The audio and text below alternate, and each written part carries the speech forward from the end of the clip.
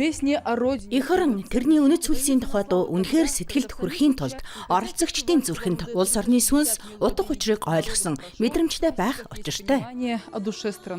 Эх орон гэдэг зөвхөн төрөлх хэл, соёл, зан заншил, уламжлал биш. Мөн амьдралын хэв маяг, нийгмийн харилцааны тогтолцоог бүрдүүлдэг үнэт зүйлс юм. Эх орон гэдэг бол үргэлж бусаж очихыг хүсдэг газар. Чамайг халуун дулаанаар ухтан авдаг орон зай.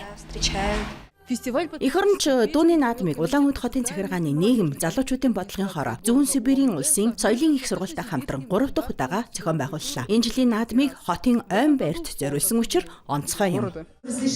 Юуны өмнө манай ихтэй сургуулийн оюутан залуус 5 хүнд энэхүү фестивальд идэвхтэй оролцсонд талархал илэрхийлье. Энэ наадам нь Оросын ард түмнүүдийн эв нэгдлийн жил болон бидний хайртай нийслэл Улаануд хот байгуулагдсны 360 жилийн ойд зориулагдж байна. Эх орноо хайрал, төрсөн нутгаа хайрал, түүндээ үнэнч бай, өөртөө байгаа бүхнээ эрхмэл. Тэгвэл та бүхэн амьдралын замналдаа үргэлж итгэлтэй алхах болно. Эрхэм залуусаа. Улаануд 360 ард түмнүүдийн эв нэгдлийн аялгау. Наадам өндөрлсөн ч эх орон тэрний баатруудын гавьяаг магтан дуулсан уран бүтээлүүд үзэгчдийн сэтгэлд удаан хадгалахт нь дамжиггүй.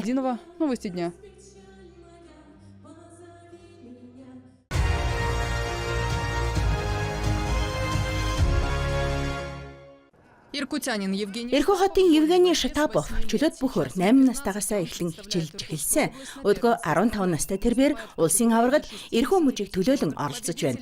65 кг жинд барилдаж байгаа тэрний дасгалжуулагч нь аав Михаил юм. Тулаан амаргүй өрнөсөнч өрсөлдөгчөө ялж чадлаа. Тоо 8-ыг харцах 4. Михаил.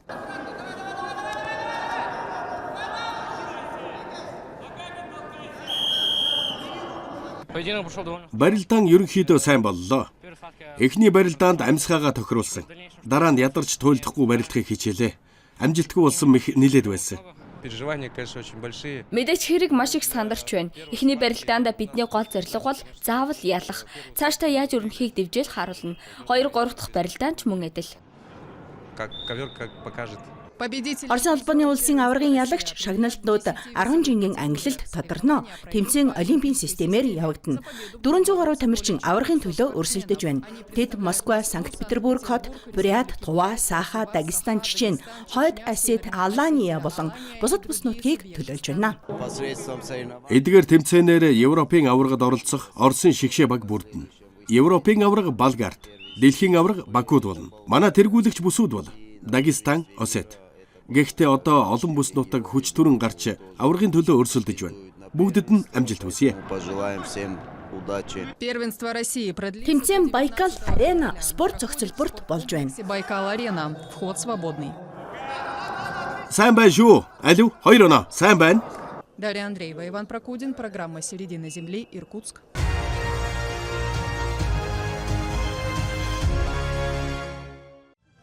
Орос дахь сагаалган агаас эхэлдэг хэмээх хязгаарын наадам уламжлалын дагуу Агинское тосгоны гудамжаар ёслолын жигсаалаар эхэллээ. Шествие по улицам поселка Агинское.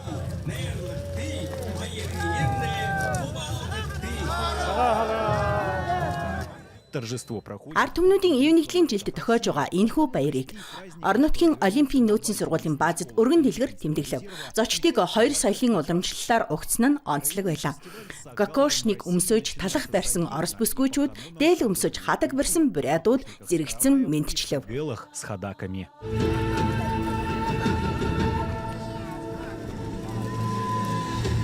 Удалгүй баяр дулаан танхимд үргэлжиллээ. Цагаан сарын эхлэлийг тэмдэглэхээр 20 бурятын 11 овог өөр байгалийн хязгаарын өнцөг булан бүрээс ирсэн 17 төлөөлөгчөд цугларсан байна.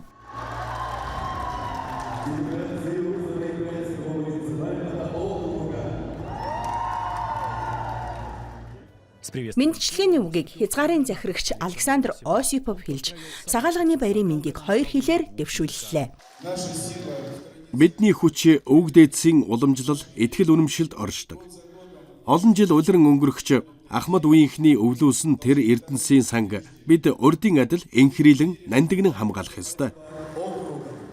Во время торжества Ёслолын үеэр захирагч эр зориг өөрийгөө үл хайхран зүтгэсэн гавьяг нь үнэлж баясгалан Ламаевт эр зоригийн одон гардууллаа. Максим Ночной мөн шагнал хүртэв. Үүний дараа Агийн бурятын тойргийн уран бүтээлчид баярын тоглолтоо өргөн барьсан юм. Агинского бурятского округа.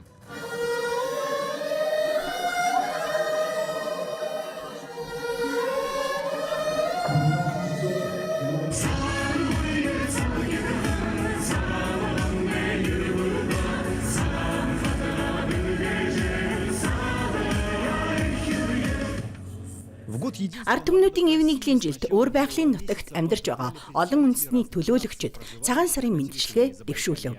Ассаламу алейкум азиз россияликлар. Türkiye'nin Hokay bayramıyla beraber tabrikleriz. Özbekistanlılar nomada. Албан ёсны хэсгийн дараа оролцогчид бүгд нэгдэн том тойрог үүсгэж ёохор бүжиглэв.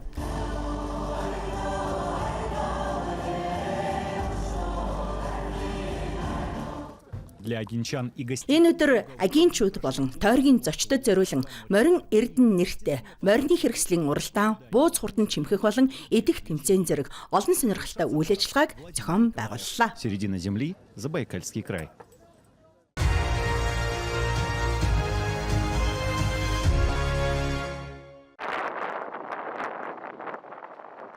Тал нутагт хүчтэй салхи шуурч байна. Энэ бол ой хэрийн гал унтрах ангиуд хүнд цаг уурын нөхцөлд хэрхэн ажиллахыг шалгах тохиромжтой үе. Сургуулиалтын хувилбараар 2 том галын голомт үүссэн бөгөөд галс нөгчд төмрийн тархалтыг нэмэгдүүлэхгүйгээр шуурхаа унтраах ёстой. Эхлээд газар дээр хүч хэрэгслүүд гар багаж ашиглан галыг унтраахыг оролддог. Домгийн дагуу хувилбараар тэд амжилт олохгүй. Дараа нь автомашин техник цаашлаад бульдозер ашиглаж галын зурус татан галыг хязгаарлах ажилд оролцсон.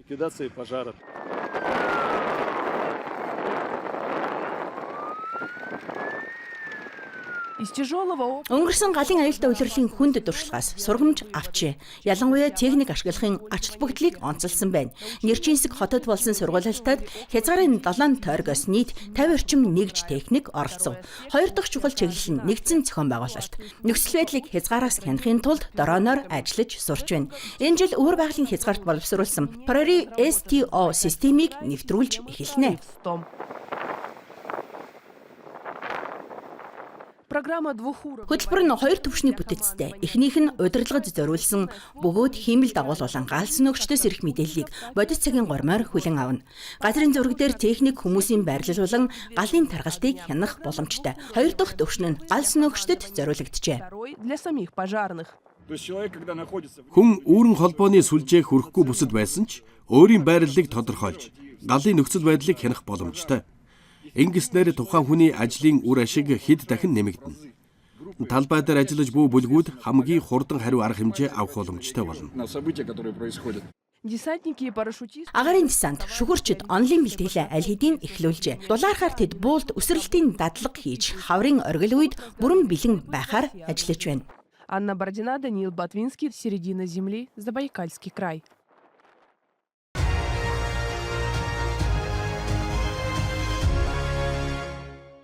Якутск хотод Алс дорнодын холбооны тойргийн уран сайхны гимнастикийн аврах шалгаруулах тэмцээний 3 дахь өдрийн өрсөлдөөн өндөрлөлөө. Якутын шигшээ баг 1-р спортын зэргийн хөтөлбөрөөр багийн дасгалын төрөлд алтан медаль хүртэв. Мөн тус бүс нутгийн баг уран сайхны гимнастикийн түүхэнд анх удаа 1-р зэргийн ганцаарчилсан хөтөлбөрөөр багийн нийлбэр дүнгээр мөнгөн медаль хүртсэн амжилт гаргалаа. Энэхүү тэмцээн нь сонгон шалгаруулах шат бөгөөд дүнгийн дагуу Оросын холбооны улсын аврагад оролцох Алс дорнодын шигшээ баг бүрднэ. Хамгийн хэцүү нь бүхнийг зэрэг синхрон хийх явдал.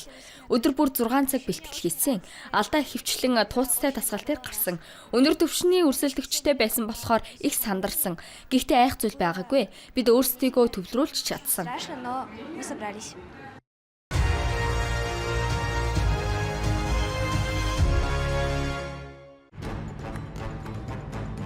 Хятадын 4 тэргүүлэгч компани бүтээсэн роботууд дэлхийн хамгийн өндөр рейтингтэй телевизийн шоуны тайзнаа дахин гарлаа.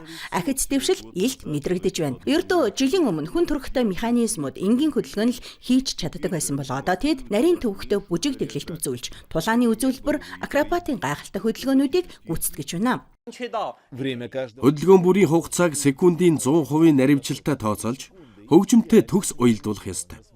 Яг л бүжигчид эсвэл тулааны урлагийн тамирчид хэмнэл тааруулан гүйцэтгэдэгтэй адил.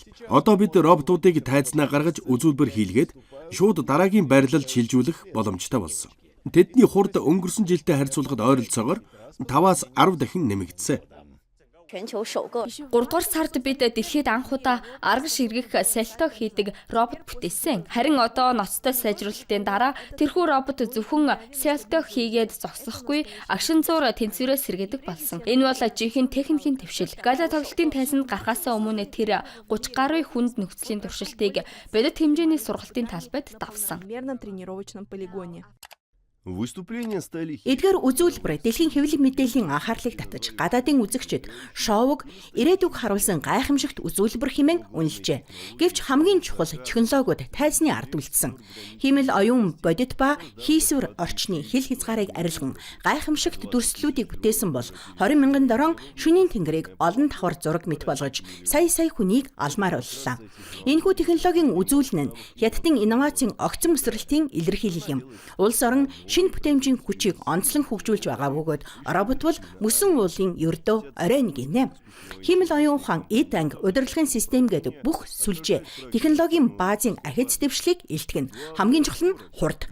Өчигдөр лабораторийн туршилтын загвар байсан зүйл өнөөдөр тэр бум үзэгчийн шууд эфирт алдаа доголдолгүй ажиллаж байна. Энэ л технологиг бодит эдийн засаг болгон хувиргаж байгаа хүчин зүйл юм. Баярын тоглолт өндөрлсөн ч инновац, үйлдвэр, анги танхим, лаборатори дэлгүүрт нэвтрэн амьдралд үргэлжилсээр байх болно.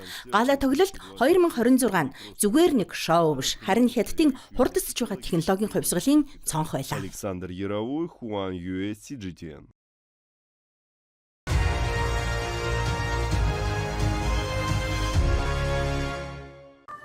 Энэ өглөө Чинхуа ердийн хөрөө ирсэрлээ. Удахгүй зочид ирнэ. Тэд урт зам туулж тэрний одоо түүний амьдардаг уулын тосгонд дөхөж явна. Энэ ил загтал дээрх гол амилдаг газар. Энэ бол жуулчид биш. Шанхай загварын ордны дизайнерууд. Тэд амархаар бус хамтран ажиллахаар иржээ. Чинхуа Хятадын баруун өмнөд хязгаарт амьдардаг. Энд Хятадын хамгийн цөөн тод үндэстний нэг болох Дүпүн ардын 4,000 орчим хүн амьдардаг юм. Ахмад эмэгтэйчүүдийн нүүрэн дээр насанд хүрсний бэлэгдэл болгон хийлдэг байсан шивээс одоо ч харагдана. Энэ уламжлал аажмаар мартагдаж байгаач бусад зан заншил, гар урлал энд үеэс үед өвлөгдөн хадгалагдсаар байна. Гэсэн ч нэрд гарсан нэхмэлж эмэгтэйчүүд урт хугацааны туршид хангалттай орлого олж чаддаггүй байсан юм.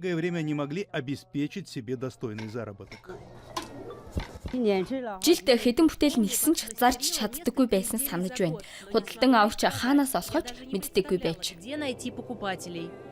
Эндхийн уур амьсгал хатуу, аж ахуй эрхлэхэд амаргүй. Олон үеийн турш нутгийнхан илүү сайхан амьдрал мөрөөддөгч үгүй байлаа. Ядуурл оршин суугчдыг уулын голын урсгал шиг доош нь татдаг байв. Харин одоо бүх зүйл өөрчлөгдөжээ. Чинхуаг сүүлчийн ажлаа дуусгахаас өмнө шин захиалга ирлээ. Сайн уу? Зин Чинхуа ирсэнд баяртай байна уу? Тэглгүй яах вэ?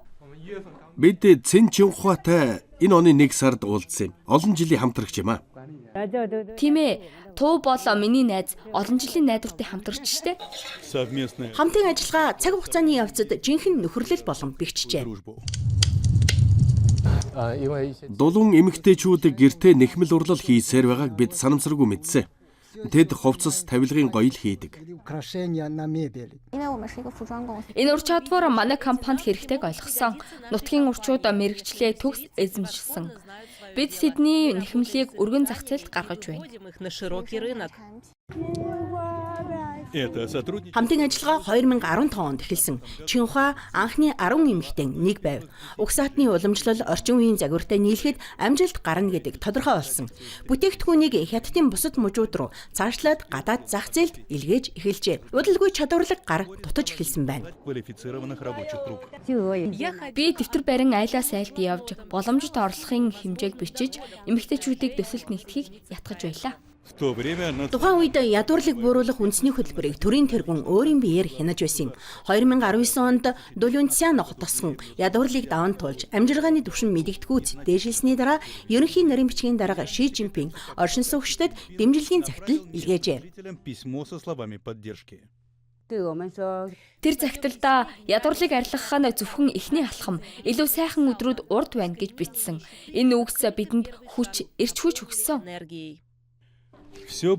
Тосхны улам олон эмэгтэй нэхэмлийн суурь дээр сууцгааж өвөг дээдсийнхэн урлалыг суралцлаа. Өнөөдөр 500 гаруй дулуун эмэгтэй гэртээ ажиллаж байна. Нэг бүтээл ойролцоогоор 500 юаны орлого өгнө.